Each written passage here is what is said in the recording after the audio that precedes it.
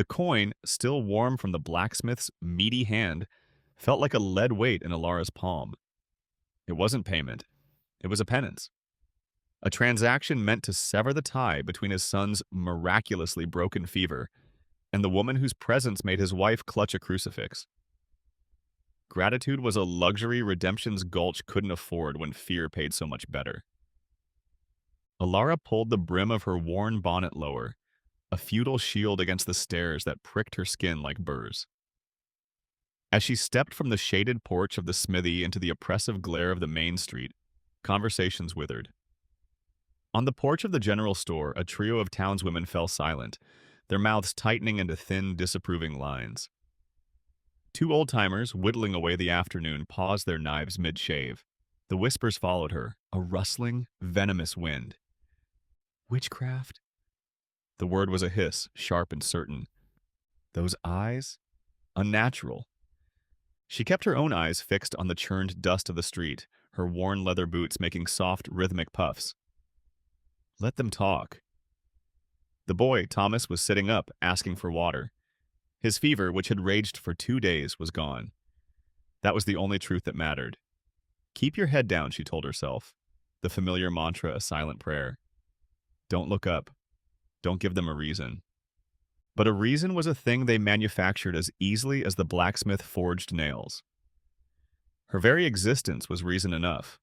Her mother, a gentle soul who knew every root and leaf, had passed down her knowledge, but not her brown, unassuming eyes. Alara had been cursed with her father's, a startling, vibrant green, the color of new spring leaves after a long winter, a shade so alien in this sun-bleached landscape of brown and gray that it could only be a mark of something sinister. She clutched the small pouch of coins tighter, the metal digging into her skin. She would trade them for flour and salt and endure the shopkeeper's careful, sterile handling of the transaction, as if her touch might blight his goods. This was the rhythm of her life, a dance of need and suspicion, of offered help and received condemnation. As she passed the stark, white-painted church, its steeple a lonely finger pointing at a brassy, unforgiving sky, the doors swung open. Preacher Silas Croft emerged, his black coat absorbing the heat without a hint of wilt. He was a man carved from conviction and shadow, his face handsome in a severe way, his voice a mesmerizing instrument that could soothe a crying baby or incite a mob with equal skill. He saw her, and for a moment his placid expression tightened. It was not a look of hatred, but something more dangerous. Recognition. He saw her not as a person, but as a symbol, a useful tool for the sermons he spun from fear. He gave a slight, almost imperceptible nod, the kind one might give a stray dog acknowledged, but not welcomed. Alara quickened her pace, the back of her neck tingling. She didn't need to attend his Sunday services to know she was a frequent, if unnamed, guest in his sermons. She could feel the weight of his words on the averted gazes of her neighbors. Finally, she reached the edge of town, where the semblance of order dissolved into rocky hills and stubborn scrub. Her cabin was a small, lonely silhouette against the vastness of the plains, a place of refuge and isolation. As she pushed open the door, the familiar scent of drying herbs, chamomile, lavender, and mint, greeted her, a clean, earthy aroma that was the antithesis of the town's stifling piety. Here she was not witch. Here she was just Alara. She placed the coins in a small tin box and began her evening ritual. She checked the herbs hanging from the rafters, their leaves crisping in the dry air. She tended to her small, hidden garden out back, a riot of green fenced off from the prying eyes and wandering cattle. It was her sanctuary, a place of quiet, determined life. Later, as twilight bled purple and orange across the horizon, she performed her other, more secret ritual. From a heavy wooden chest hidden beneath a loose floorboard, she lifted the cold, heavy weight of her Valheim, of her father's legacy, a Winchester Model 1873 rifle. The steel was dark and smooth, the walnut stock worn to a familiar shape against her shoulder. In a secluded clearing behind the cabin, shielded by a stand of gnarled junipers, she practiced. She loaded a single cartridge, the click of the mechanism sharp and precise in the evening stillness. Raising the rifle, she became a different woman. The guarded, stooped posture she wore in town fell away, replaced by a straight-backed, centered stillness. She breathed in, held it, and exhaled slowly as she squeezed the trigger. The crack of the shot was loud, but out here it was swallowed by the immense emptiness. A pine cone, perched on a distant rock, exploded into a puff of woody debris. She wasn't practicing for sport, she was practicing for survival. A memory, sharp and vivid as a photograph, surfaced. Her father's large, warm hand covering hers on the stalk. He smelled of pine sap and horse leather. The world fears what it doesn't understand, Alara. His voice was a low rumble. And they won't never understand your eyes or your ma's gifts. You need to understand this rifle. Hope you never need it, but need to understand it. He had been dead 10 years, taken by a rattlesnake bite her mother's herbs couldn't draw out. Her mother followed 2 winters later, her spirit withered by grief and the town's ceaseless hostility. Now only Alara and the rifle remained. That Sunday, the heat was a physical presence pressing down on the valley, baking the very soul of Redemption's Gulch. The creek had dwindled to a muddy trickle, and the earth in the fields was a mosaic of deep, thirsty cracks.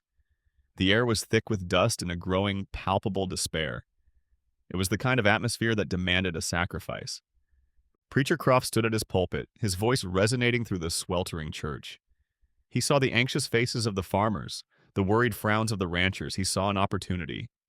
For weeks, his sermons had been dancing around the subject, weaving a tapestry of omens and warnings. He spoke of blighted crops, of wells gone sour, of a shadow falling upon their righteous community. Today, he stopped dancing. "The land is cursed," he thundered, his voice cracking like a whip. The congregation flinched. "Our cattle perish, our children thirst, and you ask why?" He let the question hang in the thick, hot air, his gaze sweeping over his flock. Then he did something he had never done before. He raised a shaking, accusatory finger and pointed, not at anyone in the church, but through the open doorway, towards the hills, towards the lonely cabin that sat on the edge of town. "I tell you why." His voice dropped to a conspiratorial roar. "We have allowed a witch to fester in our midst. She and her unnatural, green-eyed gaze have blighted our home. She has called down this drought upon us with her devil's bargains." The name was unspoken, but it screamed in the minds of everyone present. Alara. The word hung in the air, electric and venomous. The collective fear of the congregation, once a shapeless anxiety, now had a face, a name, a target. Outside in the silence of her cabin, Alara felt a sudden, inexplicable chill, a cold dread that had nothing to do with the temperature. The quiet rhythm of her life was about to be broken. The whispers were about to become a roar. The first blow came not with a roar, but with the cowardly scuttling of feet in the dead of night. Alara was jolted from a light, uneasy sleep by the splintering crash of her front window. Her heart hammered against her ribs, a frantic bird trapped in a cage. She rolled off her cot, grabbing the Winchester from its place beside her bed. She moved silently to the remaining window, peering through a crack in the shutter. 3 figures, silhouettes against a sliver of moon, were in her garden. She recognized them as ranch hands from the Abernathy spread. They moved with a drunken, malicious energy, stomping through her carefully tended herb beds, kicking over the small stone borders. The crisp, clean scents of mint and sage filled the air, a fragrant violation. Then one of them, reeking of cheap whiskey and self-righteousness, approached her front door. With a brush dipped in garish yellow paint, he scrawled a single, jagged word: witch. Alara's knuckles were white on the rifle stock. Her sights were fixed on the back of the man's head. It would be so easy. A squeeze of the trigger, a flash of fire, and one less shadow in the world. But her father's voice echoed in her memory. "Hope you never need it." Firing the rifle now would be signing her own death warrant. It would be the proof they craved. She was shaking, not from fear, but from a rage so pure and hot, it threatened to consume her. She held her breath, forcing herself to remain a silent, helpless witness to the desecration of her small world. They finished their work with a few more hurled rocks, then scurried off into the darkness, their drunken laughter trailing behind them. The next morning, the yellow word on her door seemed to glow in the sunlight, a brand marking her for all to see. The broken window gaped like a wound. Her garden, her sanctuary, was a trampled, chaotic mess. She stood amidst the ruin, a profound and desolate emptiness washing over her. Sheriff Brody arrived late in the morning, his horse ambling at a pace that suggested this was a chore he'd rather avoid. He was a man whose authority had been eroded by years of looking the other way. He surveyed the damage with a weary sigh, his gaze lingering on the painted word before sliding away, unable to meet her eyes. "Quite a mess," he stated, the words utterly inadequate. "They could have killed me," Alara said, her voice flat, devoid of the emotion churning inside her. Brody kicked at a loose stone. "Now let's not get carried away. Looks like some boys got full of liquor and bad ideas. No real harm done." "No real harm?" she repeated, gesturing to the wreckage of her garden, the source of her food and meager income. "This is how I live, Sheriff." He finally looked at her, and his eyes were full of a frustrating, condescending pity. "Look, Miss Alara," he began, his tone that of a man explaining something to a difficult child. "I can't be everywhere at once. You know how things are. The drought's got folks on edge. They're scared. And you, well, you make them nervous." "I make them nervous by healing their children? By keeping to myself?" "You're different," he said, lowering his voice. "Those eyes of yours, your ma with her roots and potions. It ain't normal, not to them. Maybe if you kept to yourself a bit more, didn't do what you do, this wouldn't happen." He shifted his weight, the creak of his gun belt loud in the silence. "Frankly, you're like waving a red flag in front of a bull. Maybe you ought to think about moving on for your own good." He was blaming her. He was standing in the middle of her ruined home, telling her that it was her fault. The injustice of it was a physical blow, knocking the air from her lungs. She stared at him, at this supposed pillar of law and order, and saw only a weak man taking the path of least resistance. He wasn't going to look for the vandals. He wasn't going to protect her. He was telling her to disappear. "This is my home," she said, the words tasting like ash. "For now," Brody replied, tipping his hat as he turned to leave. "Just be careful." The audience with the law was over. Alara was utterly, terrifyingly alone. With her garden destroyed, she was forced to forage further afield. Days later, driven by the need to replenish her stock of medicinal herbs, she ventured into the rocky foothills that bordered the Shoshone lands, a territory most townsfolk avoided. It was a place of stark beauty, of ancient, twisted junipers and silent, watchful stones. While carefully picking her way along a dry creek bed, she heard it. A faint sound, almost like a bird's cry but tinged with pain. Her intuition, the very thing the town condemned, pulled her forward. Tucked behind a large boulder, she found him. A boy, no older than 10, with the dark hair and high cheekbones of the Shoshone. He had clearly fallen from the ledge above. A jagged rock had sliced his leg open, a deep, ugly gash that was bleeding sluggishly into the dust. The boy's eyes widened in terror when he saw her. He had likely been warned about the white settlers, and her appearance, a lone woman with startlingly green eyes, must have seemed like something from a nightmare. He scrambled backward, wincing as he put pressure on his injured leg. Alara stopped, holding up her hands in a gesture of peace. "It's okay," she said softly, her voice calm and even. "I'm not going to hurt you. Let me see." She moved slowly, deliberately, her every motion intended to soothe. She knelt beside him, ignoring the fear in his eyes, and focused on the wound. It was deep and dirty, already showing the first signs of inflammation. Without hesitation, she unslung her canteen and used the precious water to clean the gash. The boy flinched but didn't pull away. He watched her, his fear slowly being replaced by a wary curiosity. From her satchel, she took a clean linen cloth and a small tin of salve made from comfrey and yarrow, a powerful antiseptic and healing agent. Her hands were gentle and sure as she applied the poultice and bound the wound tightly. She didn't know it, couldn't have known it, but this simple, compassionate act, performed in the lonely wilderness for an unknown child, was a stone tossed into a still pond, its ripples destined to change the course of her life. When she was done, she gave the boy the last of her water and a piece of dried fruit from her pack. He took them without a word, his dark eyes fixed on her face before limping away into the hills.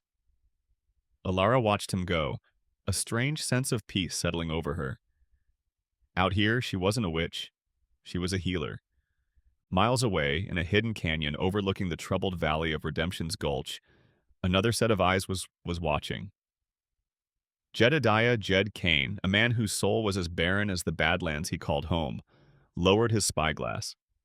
His face, weathered and cruel, broke into a grin that revealed several missing teeth. "Look at 'em," he rasped to his second-in-command, a wiry outlaw named Silas. "They're tearing each other apart over some green-eyed girl. Scout says the sheriff's weak as dishwater, and the preacher's got 'em all spooked and seeing ghosts." Silas spat a stream of tobacco juice. "So we hit him now?" "No," Jed said, his cunning far outweighing his education. "Not yet. You never interrupt your enemy when he's making a mistake. Let 'em soften each other up. Let their fear do our work for us. We'll hit 'em when they're at each other's throats. Be like taking candy from a baby." He laughed, a dry rattling sound that held no humor, only avarice. The Kane gang would wait, predators sensing weakness, for the perfect moment to strike. Back in town, Preacher Croft knew the vandalism hadn't been enough. The fear was simmering, but it hadn't boiled over. He needed a final, irrefutable piece of proof to condemn Alara. He found his willing accomplice in Mr. Abernathy, the wealthy rancher who had lost the most cattle to the drought, and who saw the preacher's crusade as a way to direct the town's anger away from his own hoarding of water rights. The plan was simple and diabolical.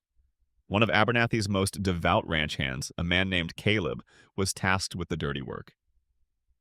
Under the cover of a moonless night, Caleb snuck to a secondary, less-used town, well, and dumped a small quantity of lye into it. It was enough to sicken anyone who drank from it, but not enough to kill, creating panic without immediate corpses that might draw outside attention.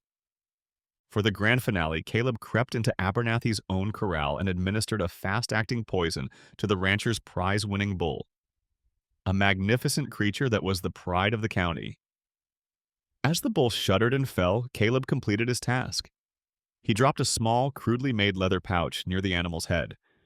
Inside was a collection of harmless but bizarre-looking dried flowers and twisted roots he had gathered from the hills, the kind of witchy components he imagined Alara might use. The next morning, chaos erupted. 2 families who used the secondary well were violently ill. The news of Abernathy's dead prize bull spread like wildfire. The town, already a tinderbox of fear and desperation, finally ignited. The discovery of the pouch was the spark. Abernathy, playing his part to perfection, brought the pouch to the center of town. Preacher Croft was there, as if waiting for his cue. He seized the pouch, holding it aloft for the gathering crowd to see. "Behold," he cried, his voice ringing with righteous fury, "the instruments of darkness, the tools of the witch. She poisons our wells. She strikes down our livestock. She seeks the ruin of us all." This time there was no hesitation. The fear had curdled into a singular, murderous rage. Sheriff Brody, his authority completely dissolved in the face of the mob, was swept along by the tide. He had a choice. Stand against the entire town for a woman everyone believed was a witch, or lead the posse himself. He chose self-preservation. He deputized a dozen angry, armed men on the spot. They thundered towards Alara's cabin, a wave of dust and fury. Alara heard them coming, the sound of a lynch mob. She barely had time to hide the rifle back under the floorboards before they burst through her door, splintering the frame. They dragged her out into the harsh sunlight. Strong hands gripped her arms, hauling her towards the center of town. She struggled, her feet finding no purchase in the dust. "It's a lie!" she screamed, her voice raw, trying to be heard over the cacophony of insults and threats. "Look at my hands! Are these the hands of a poisoner? I heal people. I save the blacksmith's boy." Martha, the blacksmith's wife, stood in the crowd, her face pale. She looked away, unable to meet Alara's desperate gaze. No one would help her. The mob surged around her, a beast with 100 heads, all screaming for her blood. They shoved her into the town's flimsy jail cell and slammed the barred door shut. The final sound she heard before the world went dark was the heavy, definitive clang of the bolt sliding home. She was Kumiad, framed, And as she looked out at the hateful faces contorted with fear and rage, she knew a trial was a formality. They had already declared her guilty. The jail cell was a cage of shadows and despair. Through the single barred window, Alara watched the sun bleed out of the sky, leaving behind a bruised, purple twilight. The righteous fury of the mob had subsided into a low, ominous murmur that drifted from the saloon across the street. They were drinking, gathering their courage for the morning. Alara knew with a chilling certainty that she would not live to see another sunset. A trial was a pretense. The verdict had been delivered in the town square. The sentence would be a rope. Hopelessness was a physical weight, pressing down on her, stealing the air from her lungs. She ran her hands over the rough-hewn bars, the cold iron unyielding. This was it. This was how her story ended. A victim of superstition, her father's rifle buried uselessly under her floorboards. Then her fingers brushed against something. Not the smooth, cold iron of the lock, but something small, metallic, and out of place wedged deep inside the mechanism. She hooked it with her fingernail, her heart suddenly stuttering. It was a cotter pin from a wagon wheel, small and sturdy. A memory surfaced, unbidden. The young stable hand, barely a man, his hands raw and bleeding from a frayed rope. She had given him a salve of calendula and comfrey, a simple act of kindness for which he had been too shy to thank her properly, merely nodding his head and shuffling away. He was a quiet, overlooked boy, a boy who would have access to the sheriff's wagon, a boy who would have seen her dragged here. It wasn't a miracle, it was a debt, repaid in secret. A tiny, fragile ember of hope flickered to life in the darkness. She went to work. The night was her accomplice. The drunken shouts from the saloon provided a cover for the tiny, metallic sounds she made. The cotter pin was a clumsy tool, and the lock was crude but stubborn. Her fingers grew raw, her muscles screaming in protest. Hours crawled by. The moon climbed to its zenith and began its slow descent. Time was running out. Just as the first pale, ghostly light of pre-dawn began to silhouette the distant mesas, she felt it. A faint click. A subtle give in the mechanism. She held her breath, applied pressure, and the bolt slid back with a soft, greasy groan. The door was open. Freedom was a terrifying, exhilarating rush. She slipped out of the jail, a ghost in the twilight. The deputy was asleep in a chair outside the sheriff's office, a bottle dangling from his limp hand. She crept past him, every footfall a thunderclap in her own ears. Her cabin? The rifle, she needed it. She knew they would be watching the cabin, but she also knew they wouldn't expect her to run towards it. She used the shadows, flitting from the back of the livery stable to a water trough, her body fueled by pure adrenaline.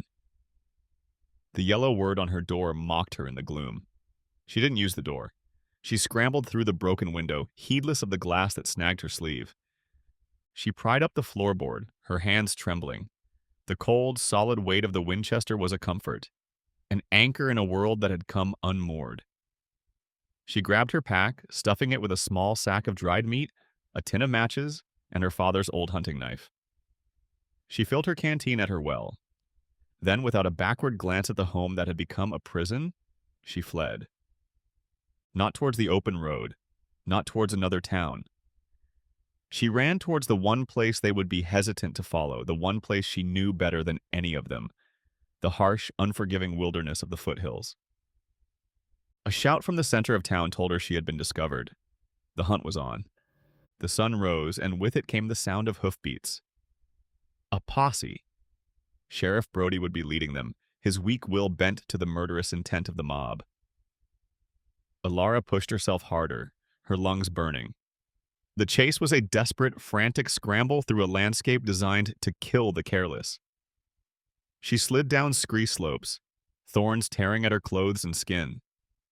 She used her knowledge of the land, learned from years of solitary foraging, to her advantage.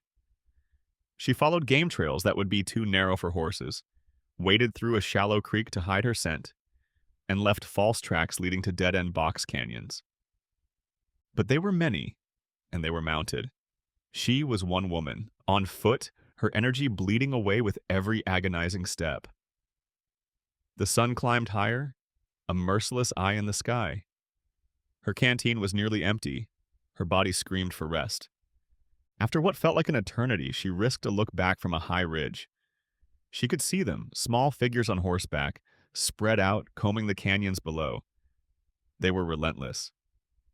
She pushed on, her movements becoming clumsy, her vision starting to swim. She stumbled, her ankle twisting beneath her. A cry of pain escaped her lips. She had to keep moving. She finally collapsed in a sun-drenched clearing, a place she had never seen before. Ancient, weathered stones stood in a wide, misshapen circle. The air here felt different, still and heavy with age. Her strength was gone. Dehydration was setting in, her tongue thick and dry. This was as far as she could run. She lay there, the Winchester clutched in her hand, and waited for the end, her green eyes staring blankly at the indifferent blue sky. She awoke to a shadow falling over her. Her first panicked thought was the posse. She tried to raise the rifle, but her arm was leaden. A figure knelt beside her, and she saw it wasn't Sheriff Brody. It was an old man, his face a beautiful, intricate map of wrinkles, his long gray hair braided with strips of leather. His presence was utterly serene, a pool of calm in her chaotic world. Standing behind him, his eyes wide, was the young Shoshone boy whose legs she had bandaged. The old man looked at her, then at the rifle clutched in her hand, and then, finally, into her eyes. His gaze was unlike any she had ever met. It held no fear, no judgment, no superstition. It held a deep, unnerving understanding, as if he were looking not at her face, but through it, into the very core of her being. He spoke, his voice soft, the English words carefully chosen. "They hunt you for the color of your eyes." He paused, a faint, sad smile touching his lips. "They are blind, they see a flaw. I see a forest after the rain. Your spirit is not cursed. It is simply loud." The boy, he learned, was named Kame, and the old man was his grandfather, Hania, the village shaman. Kame had told his family of the green-eyed woman who had shown him kindness. When the posse had been spotted pushing into their territory, Hania had come to see for himself what could drive the white men into such a frenzy. They didn't take her prisoner. They took her in. They supported her weight between them, leading her away from the path of the posse, deeper into their lands. They brought her to their village, a small, peaceful encampment nestled in a hidden valley by a clear, running stream. It was a place that seemed untouched by the hate and fear that had defined her entire life. They gave her water, then a thin, savory broth. They cleaned the cuts on her arms and legs and put a cool poultice on her swollen ankle. For the first time in her life, she was being tended to by others. She was being cared for. And it undid her. The iron wall she had built around her heart crumbled, and she wept. Silent, racking sobs for her parents, for her lost home, for the years of crushing loneliness. No one tried to comfort her. They simply gave her the space and the safety done to let the poison out. In the days that followed, Ilara experienced a profound cultural shock. It was a shock of acceptance. Here, her skills were not witchcraft. They were a gift. She showed them the herbs she used for healing, and they, in turn, showed her theirs. An old woman named Chapa, Hania's wife, taught her how to grind juniper berries into a paste that eased aching joints. Kame showed her which roots could be chewed to quench thirst. There was an exchange, a sharing of knowledge that was as natural as breathing. They called her Ojawashko, the green one, but it was a name of distinction, not derision. The true turning point, the moment her spirit began to awaken, came during a long walk with Hania along the stream. The shaman moved with a quiet grace, his presence as much a part of the landscape as the rocks and the water. "The white man's preacher speaks of a god in a book," Hania said, his voice a low, melodic rumble. "He builds a wooden house to trap him in. Our creator is not so small. He speaks in the wind, in the river, in the resilience of a flower growing through rock." He stopped and looked at her, his dark eyes seeming to hold the wisdom of generations. "Your spirit hears these things. It feels the life in the plants. It senses the coming rain. It knows when a child's fever is about to break. That is what frightens them. You hold a power they cannot own, so they must name it evil." It was a revelation, a simple, profound truth that reframed her entire existence. Her intuition wasn't a demonic whisper. It was a connection. Her affinity for plants wasn't a dark art, it was a sacred dialogue. Her green eyes weren't a curse, they were a sign, a mark of a spirit that was more closely tied to the living world. One afternoon, Hania saw her practicing with the Winchester in a secluded grove. He wasn't shocked or afraid. He watched her for a long time, his expression thoughtful. When she was done, he didn't admonish her. Instead, he beckoned her to follow, and he took her to a place where the young men practiced with their bows. He picked one up, along with a single arrow.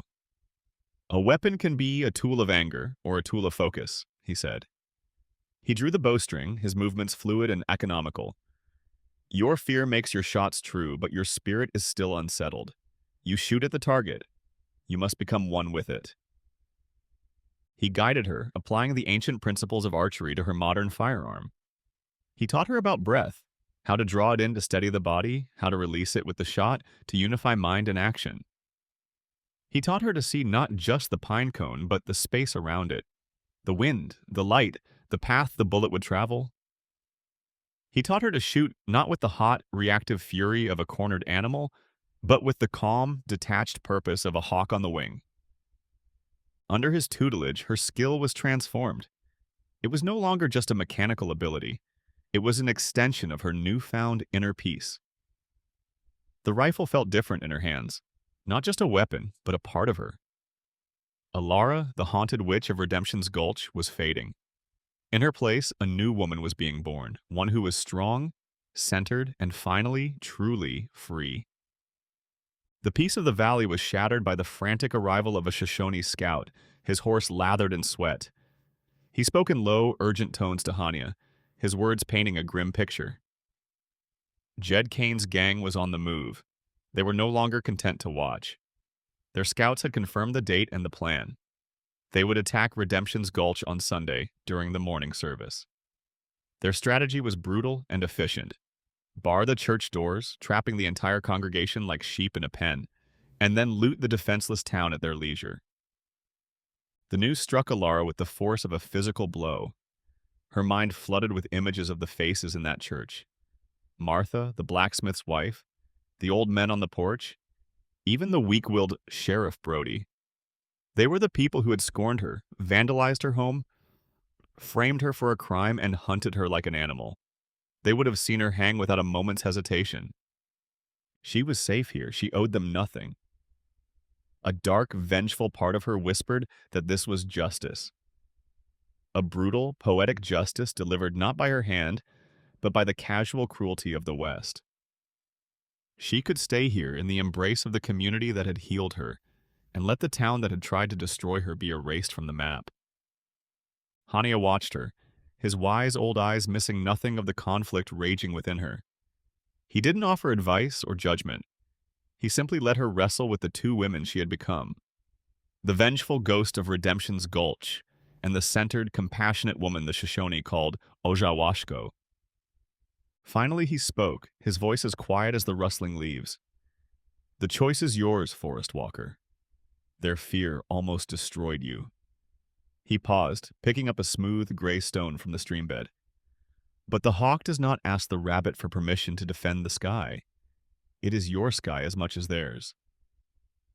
His words settled the storm inside her. It wasn't about them, it wasn't about forgiveness or revenge. It was about who she was. A healer, a protector, a spirit that walked with the earth. And Redemption's Gulch, for all its poison, was a part of that earth. She could not stand by and watch it burn. Her decision was made. "I'm going back," she said, her voice clear and steady. Hania nodded slowly, a look of profound respect in his eyes. He did not try to dissuade her. As she gathered her things, the rifle, her pack, her newfound sense of purpose, a small group of young Shoshone warriors approached. Among them was Kami, his leg now fully healed, his boyish face set with a man's resolve. "We ride with you," one of them said, a strong young man named Chaitin. "The Kane gang are rabid dogs. They threaten the balance of the whole valley. We are not saving their town. We are riding with Ojawashko." And so, on a bright Sunday morning, Alara rode towards Redemption's Gulch. She was not the same woman who had fled in terror. Her back was straight, her gaze was clear, and her father's rifle rested on her back not as a burden, but as an extension of her will. Flanked by a handful of silent, determined warriors, the witch returned to cast her final spell. Inside the church, the air was thick with hypocrisy. Preacher Croft was in his element, his voice soaring as he condemned the sins of the world, conveniently ignoring the rot within his own town. The congregation was a captive audience, lulled into a state of pious complacency. The sermon was cut short by the violent crash of the church doors being kicked open. It was not the hand of God, but the leering, grime-streaked face of Jed Kane. He stood there, flanked by his men, a devil appearing at his own invocation. Panic erupted. Screams replaced prayers. Kane's men were brutally efficient, shoving men, women, and children back from the doors, their laughter sharp and ugly. One of them slammed a heavy iron bar across the handles, sealing them in. "Well, preacher," Jed Kane sneered, striding down the aisle, his spurs ringing on the wooden floor. "Looks like you got a full house. Now, if you'll all be so kind as to empty your pockets and point us towards the bank safe, we might just let you live to pray another day." Sheriff Brody, his face pale but resolute, drew his pistol. It was a foolish, brave, final act of a man trying to reclaim his squandered honor. "This is as far as you go, Kane!" Kane just laughed and fired his own gun from his hip. The shot was deafening in the enclosed space. Brody cried out and crumpled to the floor, his pistol clattering away as he clutched a blossoming red stain on his shoulder. The town's last line of defense was gone. The sheep were truly in the pen, and the wolves were among them. Boom! The sound was different. Not the sharp crack of a pistol, but the deep-throated roar of a rifle. It came from outside. One of Kane's men, standing guard on the church steps, folded in on himself and fell without a sound. The bandits inside spun around, their faces a mixture of confusion and alarm. Jed Kane peered through a window. "Who in the hell?" Boom! Another shot from a different angle. A second bandit who had been moving towards the window was thrown backward, a look of utter surprise on his face. Chaos was turning to panic.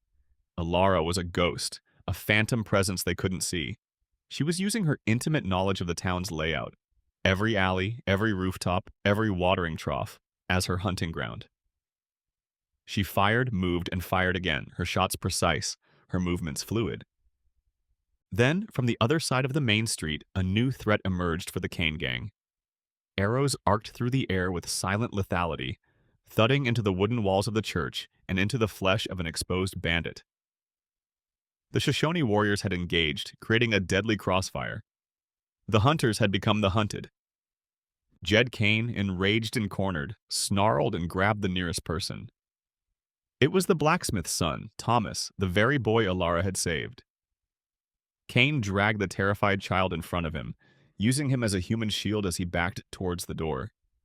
"Stop shooting or the kid gets it," he roared. "You hear me, you coward." The shooting stopped. The silence was sudden and absolute. Alara stepped out from behind the blacksmith's shop, emerging into the open street. The sun glinted off her rifle barrel. She stood alone, a solitary figure of judgment. Kane's eyes widened, first in disbelief, then in a twisted kind of understanding. "The witch," he breathed. "It's the damn witch." He laughed, a crazed, desperate sound. "So you're real after all. Come to save these yellow-bellied fools who tried to hang you?" Alara didn't answer. She raised her rifle, her movements calm and deliberate.